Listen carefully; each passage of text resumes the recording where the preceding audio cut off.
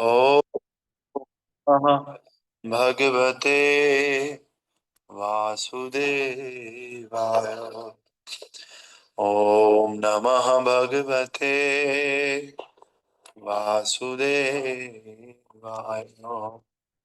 नारायणं नमस्कृत्यं नरं चैव नरोत्तमं देवीं सरस्वतीं व्यासं ततो जयमुदीरये। नष्टप्रायेषु अभद्रेषु नित्यं भागवत सेवया भगवते उत्तमश्लोके भक्तिर्भवति नैष्ठकी।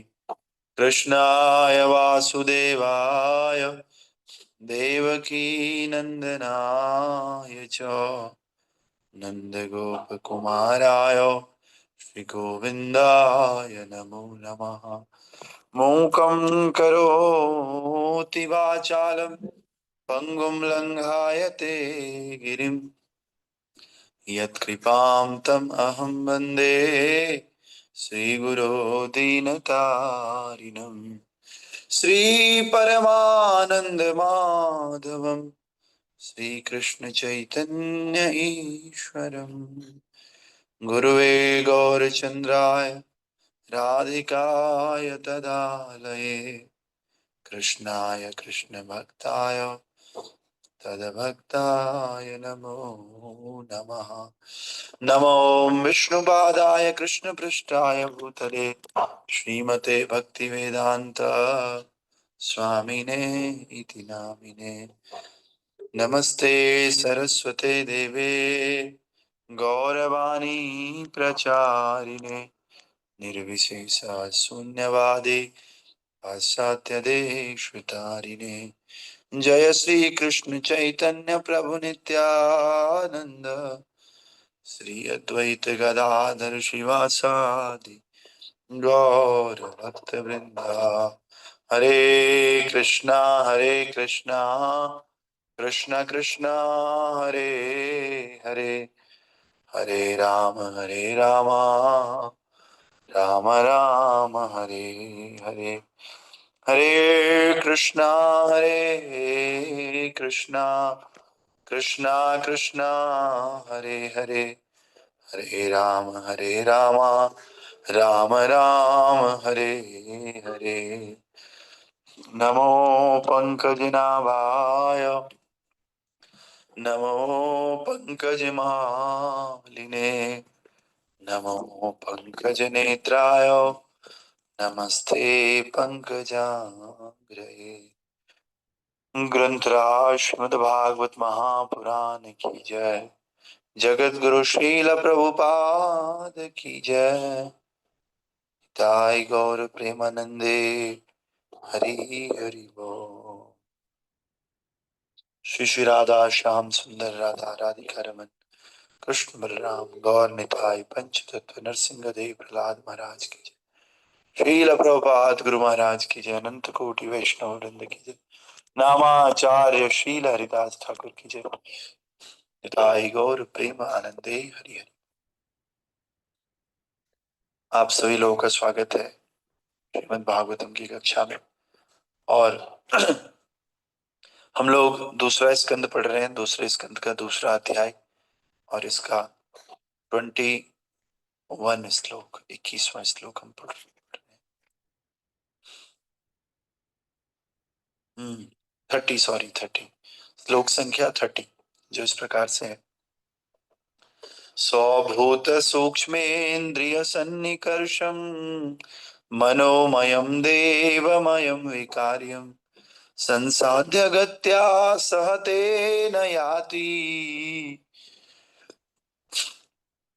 विज्ञान तत्त्वं गुण सन्निरोधम स्वभूत सूक्ष्मेन्द्रिय सन्निकर्षम मनोमयं देवमयं विकार्यं संसाध्य गत्या सहते न याति विज्ञान तत्त्वं गुण सन्निरोधम स्वभूत सूक्ष्मेन्द्रिय सन्निकर्षम मनोमयं देवमयं विकार्यं संसाध्य गत्या सहते न याति विज्ञान तत्त्वं गुण सन्निरोधम विज्ञान तत्त्वं गुण सन्निरोधम।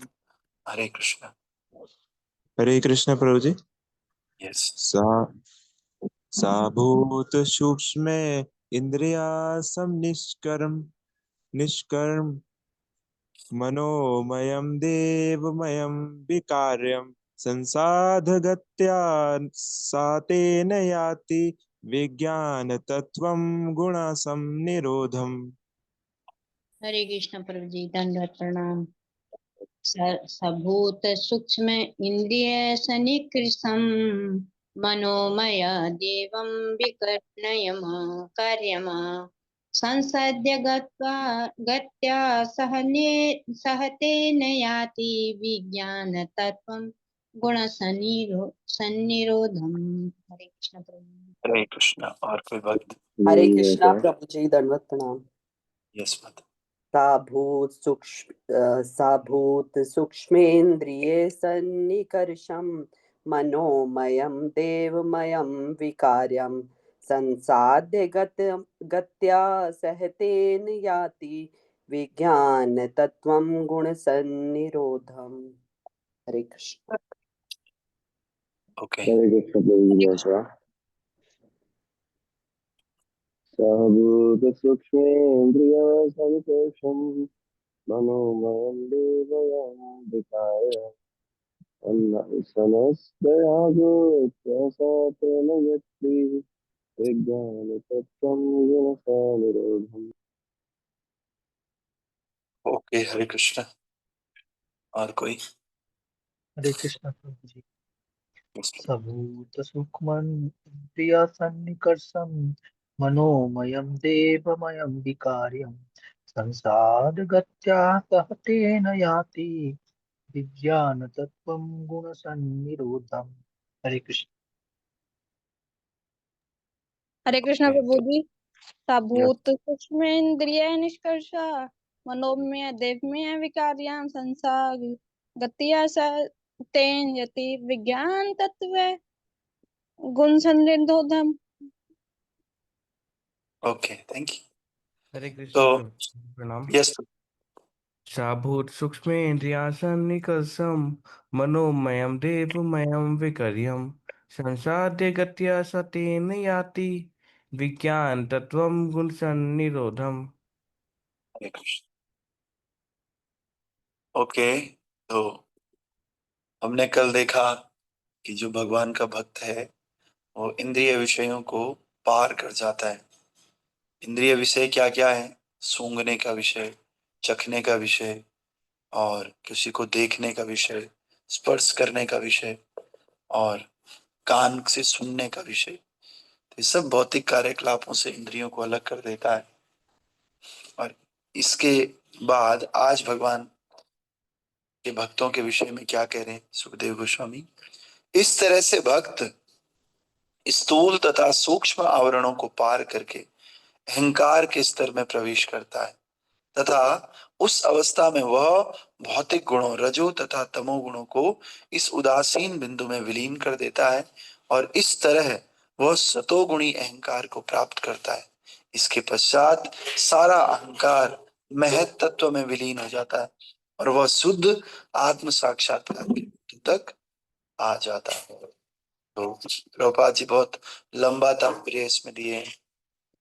तो हम लोग को ये समझना है कि धीरे धीरे इंद्रिय विषयों से उठता है, उठ करके अहंकार की अवस्था में प्रवेश करता है।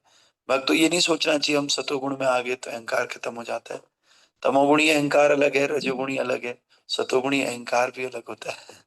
सतोगुणी अहंकार में इंद्रिय तृप्ति तो है।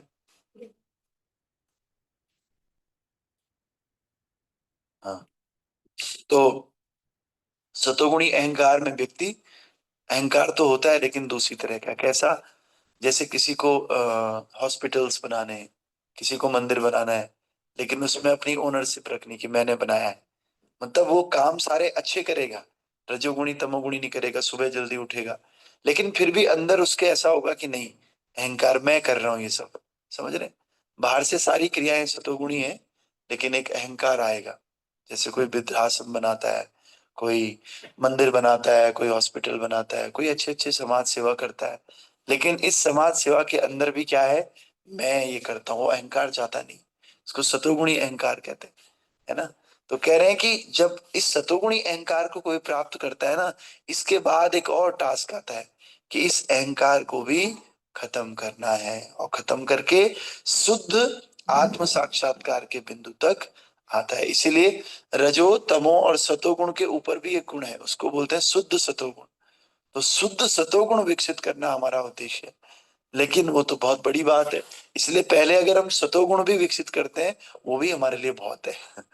ठीक है, तो आइए, सतोगुण में व्यक्ति बस इंद्रिय तृप्ति नहीं करता है, एकमात्र इंद्रिय तृप्ति से ऊपर उठ जाता है और खूब स्पिरिचुअलिटी को प्रैक्टिस करता है, लेकिन अहंकार सतोगुण में भी नहीं जाता है। सतोगुण के बाद अहंकार जाएगा जब हम शुद्ध सतोगुण में स्थित होंगे। तो आइए, तात्पर्य भाई अर्चनीय वंदनीय प्रात स्मरणीय जगत गुरु श्रील प्रभुपाद जी द्वारा, श्रील प्रभुपाद की जय। प्रभुपाद जी देखिए बता रहे हैं, जैसा कि हम कई बार बता चुके हैं, शुद्ध आत्म साक्षात्कार अपने आप को भगवान के सनातन दास के रूप में स्वीकार करने की शुद्ध चेतना है। इस तरह मनुष्य भगवान की दिव्य प्रेममयी सेवा की अपनी मूल स्थिति में पुनः स्थापित हो जाता है। जैसा कि अगले श्लोक में स्पष्ट बताया जाएगा, भगवान से किसी प्रकार का पारिश्रमिक पाए बिना या अन्य रूप में भगवान की दिव्य प्रेममयी सेवा करने की अवस्था तभी प्राप्त हो सकती है जब भौतिक इंद्रियां शुद्ध हो तथा इंद्रियों की मूल शुद्ध अवस्था पुनः प्राप्त हो जाए। यहाँ पर यह सुझाया गया है कि इंद्रियों को योग के द्वारा शुद्ध किया जा सकता है, और इसमें स्थूल इंद्रियां तमोगुण में लीन हो जाती है और सूक्ष्म इंद्रियां रजोगुण में, मन का संबंध सतोगुण से होता है। अतएव यह देहमय कहलाता है। मन की पूर्ण शुद्धि तभी संभव हो पाती है जब मनुष्य श्री भगवान का सनातन दास बनने की धारणा में स्थिर हो जाता है। अतएव सतोगुण की कोरी उपलब्धि भी भौतिक गुण है। मनुष्य को सत्व की यह भौतिक अवस्था प्राप्त करके शुद्ध सत्व या वासुदेव सत्व तक पहुंचना होता है।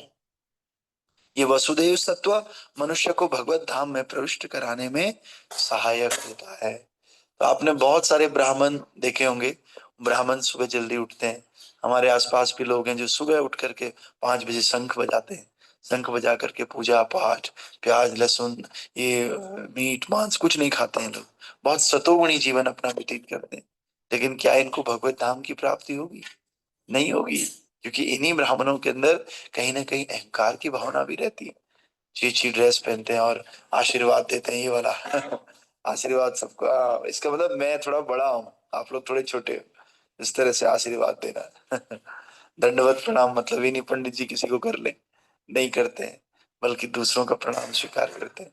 तो ये क्या भावना है? सतोगुण तो है, लेकिन सतोगुण के अलावा अभी कोरा सतोगुण है, अभी इसमें अहंकार है, और अहंकार का सारा संबंध तो मन से होता है। शरीर की पूरी शुद्धि हो रखी है, शरीर से कोई आचरण भी वैसा नहीं करते हैं, और लेकिन मन से क्या है, एक चीज है कि नहीं मैं थोड़ा सा बड़ा हूं, मैं ब्राह्मण हूं, मैं ये करता हूं।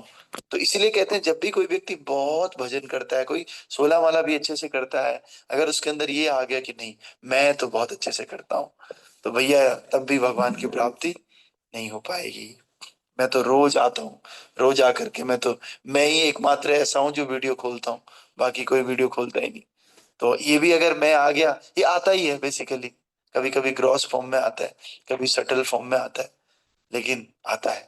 तो इसलिए ये इसको क्रॉस करने में भी समय लगता है, और फिर आकर के एक दिन ऐसा लगता है ये मैं खत्म हो जाता है, ऐसा लगता है सिर्फ हाँ मैं तो भगवान का दास हूँ, और कुछ आता ही नहीं है दिमाग में, मैं भगवान का नौकर हूँ। तो इसीलिए बड़े बड़े मठाधीश, अमलात्मा विमलात्मा, बड़े बड़े जो जिन्होंने घर त्याग दिया है, सब कुछ त्याग दिया है, सेफ्रॉन ले लिया है, उन व्यक्तियों के अंदर भी ये भावना नहीं जाती जो सतोगुण का प्रैक्टिस कर रहे। बहुत डिफिकल्ट है इस भावना को त्यागना कि ये मैं कुछ कर रहा हूँ। कहीं ना कहीं बोलने को तो बोल लेते हैं इसने बनाया उसने बनाया, लेकिन अंदर रहता है ये पॉइंट कि ये मैंने बनाया। इसीलिए अपनी स्थिति को समझना चाहिए, और अपनी स्थिति को समझ करके भगवान से प्रार्थना करनी चाहिए कि भगवान मुझे कृपया अपने दास के रूप में स्वीकार करो। मेरे अंदर ये भावना आई कि मैं दास हूँ। वास्तव में साक्षात्कार करना ये नहीं है कि मैं आत्मा हूँ, ये तो 36 बार बोलते हैं। आत्म साक्षात्कार वास्तव में ये है कि मैं भगवान का दास हूं, नौकर हूं बस। और नौकर कभी समझ सकता है कि मैं मालिक हूँ? नौकर बोलता है मैं तो भगवान के लिए कर रहा हूँ, सब कुछ भगवान का ही है। तो इस प्रकार से आत्म साक्षात्कार जब होता है तो कह रहे हैं यही अवस्था, जब वो नौकर समझने लगता है ना भगवान को, भगवान का अपने आप को, तो यही अवस्था उसको भगवान धाम में प्रवेश करवाती है। जैसे आप किसी का इंटरव्यू ले रहे हैं और आपको उसे अपने यहाँ नौकरी पे रखना है, लेकिन आपको पता चला वो तो नौकर बनने के लिए तैयार ही नहीं है। वो तो अपने आप को मालिक मानता है और हर जगह वो हथियाने की कोशिश करता है स्वामित्व की। तो क्या कोई रख लेगा उसको अपने यहाँ? कोई नहीं रख पाएगा नौकरी पे। तब तक रखेगा जब तक मालिक को ये पता न चल जाए कि नहीं भैया, ये तो पूरा सर्वेंट वाला भाव है इसके अंदर, बहुत अच्छा भाव है, तो उसको रखेंगे, बुला बुला कर रखेंगे। उसी प्रकार हमें भगवान के धाम में जाना है। वहां भगवान स्वामी एक ही है, कृष्ण। वहां स्वामी की कोई वैकेंसी नहीं है, वैकेंसी तो वहां सेवक की है। और हमारे अंदर सेवक वाला मूड है ही नहीं, फिर कैसे भगवत धाम जाएंगे? कितनी माला फेर लो, कितने ही सतोगुण में रह लो, नहीं जा पाएंगे। हाँ, सतोगुण होने से यहाँ का जीवन थोड़ा अच्छा रहेगा, है ना, नरक नहीं जाएंगे सतोगुण होने से, लेकिन भगवत धाम भी नहीं जाएंगे। बस ये सतोगुण हमें क्या करता है, हेल्प करता है ये समझने में कि हमें नौकर बनना है धीरे धीरे। तो इसलिए इस सतोगुण को हमें धीरे धीरे शुद्ध सतोगुण में विकास करना है और भगवान का नौकर समझना है बस। सर मैं जानबूझ के नौकर बोल रहा हूँ, नौकर बोल के और फीलिंग आती सर्वेंट अंग्रेजी में थोड़ा सा ऐसा लगता है ना, इतना बुरा नहीं लगता है, नौकर बोलने में ज्यादा ज्यादा वैसा लगता है। तो हम सबको वास्तव में नौकर बनना है। इसीलिए भक्ति विनोद ठाकुर कह रहे हैं कि तुम्हार किंकर आमी, विषय दुर्जन सदा कामेरत, किछु नहीं मोर गुना, गोपीनाथ मम निवेदन सुनो, गोपीनाथ। विषय दुर्जन सदा कामेरत, कुछु नहीं मोर गुना, तुम्हार किंकर आमी। अगली लाइन है, उसकी लास्ट शब्द ये कि मुझे कुछ आता है नहीं, मैं तो तुम्हारा किंकर। किंकर का बहुत बड़ा मीनिंग है। किंकर मीन्स क्या करूं, किम मतलब क्या, कर मतलब करूं। जो भगवान के समय हर समय ऐसे बोले क्या करूं क्या करूं क्या करूं, जो वह ऐसे ना बोले कि भगवान मैं ये करना चाहता हूं, मुझसे ये करवाओ ना, आप क्या चाहते हो, आप मुझे वो बताओ, मैं वो करूंगा। तो ये शुद्ध सतोगुण है। सतोगुण में हम प्रार्थना करते हैं कि भगवान हम यहाँ पे बड़ा मंदिर बनाना चाह रहे हैं, भगवान प्लीज आप कुछ करिए। ये भी ठीक है, ऐसा बहुत बुरा नहीं है, लेकिन इससे भी अच्छा क्या है कि भगवान ये मंदिर भी बनाना है कि नहीं बनाना है, आप बताओ आप जैसा चाहेंगे वैसा होगा। तो इसको बोलते हैं किंकर, क्या करना है। तो भक्ति विनोद ठाकुर कह रहे हैं मैं आपका किंकर, विषय दुर्जन है, मेरे अंदर कोई कुछ गुण तो है नहीं, तो इसलिए गोपीनाथ आप मेरा एक निवेदन सुन लो। तो निवेदन क्या है कि बस एकमात्र आप अपनी सेवा में लगे, मुझे अपना नौकर बनाए रखना है इसी तरह, और मैं कुछ नहीं चाहता हूँ जीवन में। तो ऐसी स्थिति जब आए तो उसे आत्म साक्षात्कार की परम अवस्था कहते हैं, और उसी में ही हमें भगवत धाम का टिकट मिलता है। तो आइए अगले स्टेंजा में प्रभुपाद बता रहे हैं, इस प्रसंग में हमें ये भी स्मरण रखना होगा कि भक्तों के द्वारा क्रमिक उत्थान की उपयुक्त विधि यद्यपि प्रामाणिक है, किंतु वर्तमान युग के लिए उपयोगी नहीं है, क्योंकि सर्वप्रथम तो लोग योग के अभ्यास से ही अनभिज्ञ है। व्यावसायिक समर्थकों द्वारा तथाकथित योगाभ्यास भले ही शारीरिक क्रियाओं के लिए लाभप्रद हो, किंतु इतनी छोटी सी सफलता यहाँ पर वर्णित आध्यात्मिक उत्थान की प्राप्ति में सहायक नहीं बन सकती। 5000 वर्ष पूर्व जब मानव समाज का स्तर पूर्ण रूप से वैदिक व्यवस्था के अनुसार चलता था, तब यहाँ पर वर्णित योग विधि प्रत्येक व्यक्ति के लिए सामान्य बात थी, क्योंकि प्रत्येक व्यक्ति को विशेष रूप से ब्राह्मण तथा क्षत्रिय को घर से दूर रहकर ब्रह्मचर्य आश्रम में गुरु के संरक्षण में दिव्य कला में प्रशिक्षित किया जाता था, किंतु आधुनिक मनुष्य इसे ठीक से समझ पाने में अक्षम है। तो प्रभुपाद बता रहे हैं पहले तो बहुत सामान्य बात थी, ये समझाना नहीं पड़ता था कि भाई आप ऐसे करो, ब्रह्मचारी आश्रम में सूत, ये सब समझाने की कोई आवश्यकता ही नहीं थी, सब सामान्य था। लेकिन कह रहे हैं आजकल के लिए बहुत कठिन है। आजकल अगर आपको बोलो कि जाओ, आपको घर से दूर रहना है कुछ सालों के लिए और ब्रह्मचर्य का पालन करना है, नहीं मानोगे आप, मैं क्यों जाऊं, तो इस तरह से पहले, लेकिन आजकल तो लोग योगाभ्यास का, लोगों ने मतलब ही बदल दिया। लोग योगाभ्यास का मतलब समझते हैं कि थायराइड है, ये वाला योगा करो, आपको अनुलोम विलोम करोगे तो ये मिलेगा। ये तो शरीर के स्तर का योगा, ये योगा नहीं है वास्तव में। ये तो योगा के को सही करने के लिए, योगा मीन्स भगवान को कनेक्ट होना, भगवान से कनेक्ट करने के लिए थोड़ा अपने शरीर को ठीक रखना है, उसके लिए भाई शुरुआत है, ऐसा कर लो। लेकिन वास्तविक योगा ये नहीं है। और इसीलिए भगवान चैतन्य ने इस युग के भावी भक्तों के लिए इसे निम्नलिखित विधि से अत्यंत सुगम बना दिया। अंतिम प्राप्त होने वाले फल पर इससे कोई अंतर नहीं पड़ता है। इसलिए चैतन्य महाप्रभु ने क्या कर दिया, कलयुग में बहुत आसान बना दिया। मत करो योगा, मत करो भौं पे इकट्ठा, ध्यान मत करो, चलेगा। लेकिन आप क्या करो, हरे कृष्ण महामंत्र का जप करो, कीर्तन करो, बस आपका उद्धार हो जाएगा। और सबसे प्रथम और मुख्य बात तो ये है कि मनुष्य को भक्ति योग की मूल महत्ता को समझना चाहिए। सारे जीव अपने अपने कर्मों तथा कर्म फलों के अनुसार अलग अलग योनियों में विभिन्न प्रकार के बंधनों को भोग रहे हैं, किंतु विभिन्न कार्यों के संपन्न करने के दौरान जो व्यक्ति भक्ति में थोड़ा सा उन्नत हो जाता है, वो भगवान तथा गुरु की अहेतु की कृपा से भगवान की सेवा की महत्ता को समझ सकता है। कह रहे हैं कुछ नहीं करना है, कितना आसान बना दिया भैया।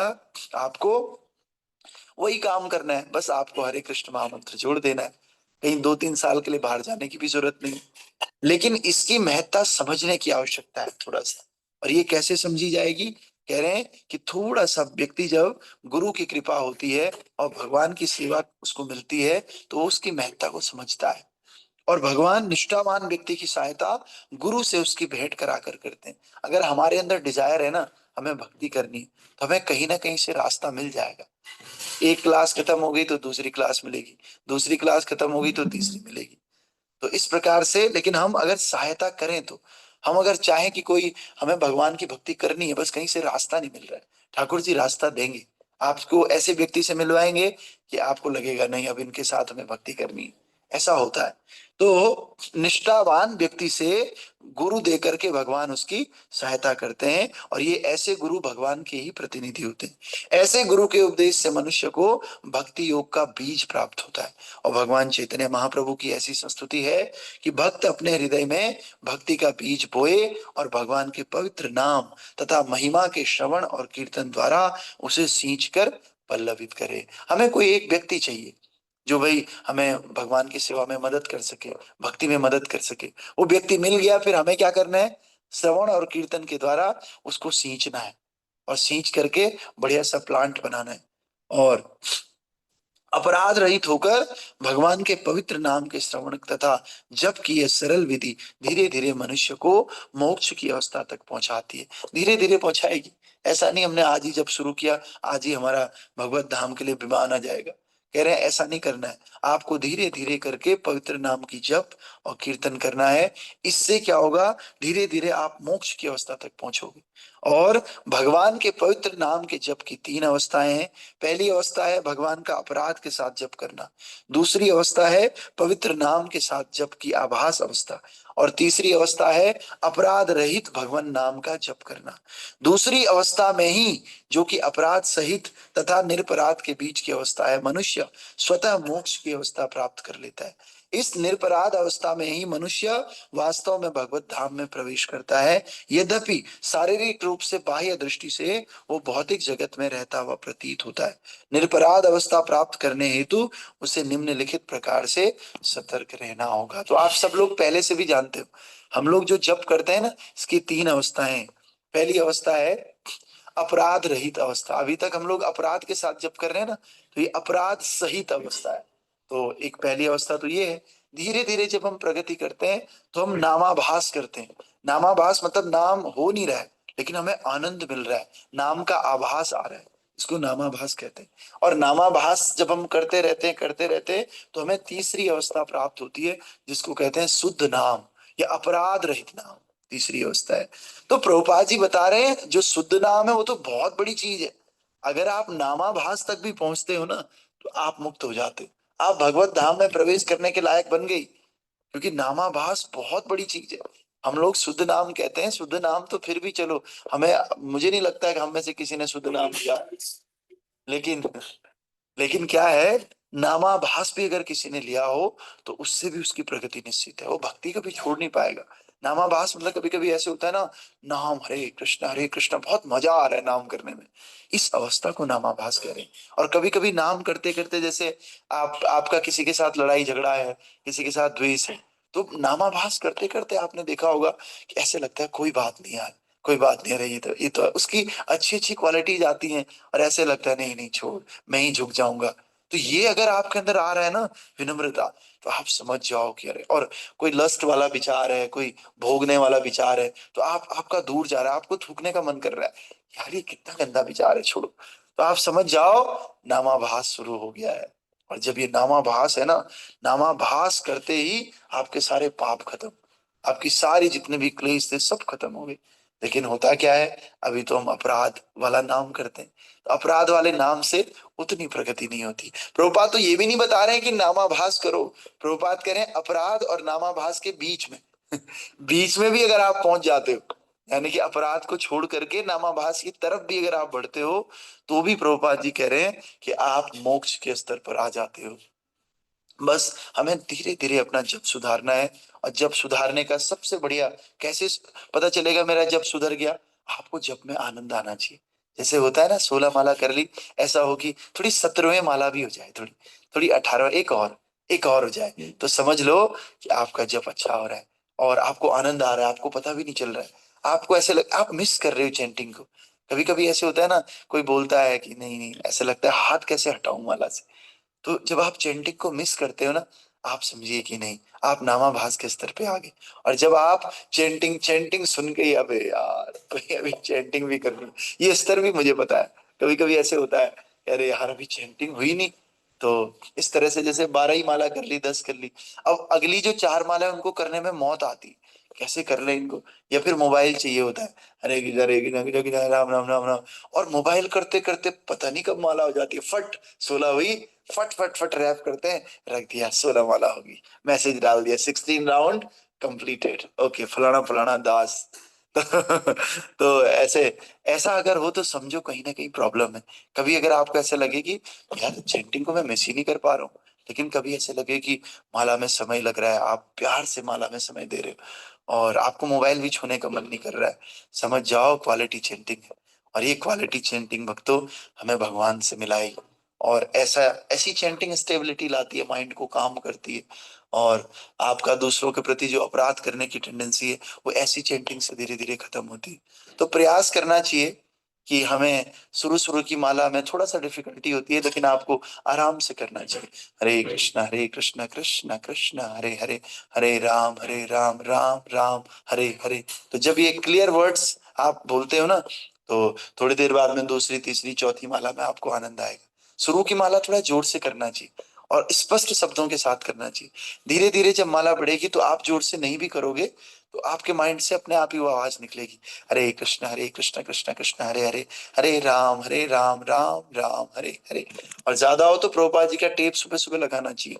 लगा करके मान ले कोई कोई सेवा कर रहा है तो सुबह सुबह तो आप टेप लगाओ, और 10 मिनट 15 मिनट, जो प्रभुपाद जी का टेप वो छप जाएगा ना दिमाग में, फिर माला उठाओ, फिर माला उठा करके टेप बंद भी करो तो चलेगा, फिर अपना टेप शुरू कर लो, हरे कृष्ण कृष्ण कृष्ण हरे हरे, हरे राम राम राम हरे हरे। एक एक शब्द में आपको ऐसे लगेगा मिश्री भी इतनी मीठी नहीं, बहुत मिठास आएगी भगवान के नाम को, और आप उसको मिस करोगे और आपको उसको छोड़ने का मन नहीं करेगा। ऐसे लगेगा भागवतम ये थोड़ी देर में करते तो अच्छा था, जल्दी हो गया। तो इस तरह से भगवान के नाम की महिमा है।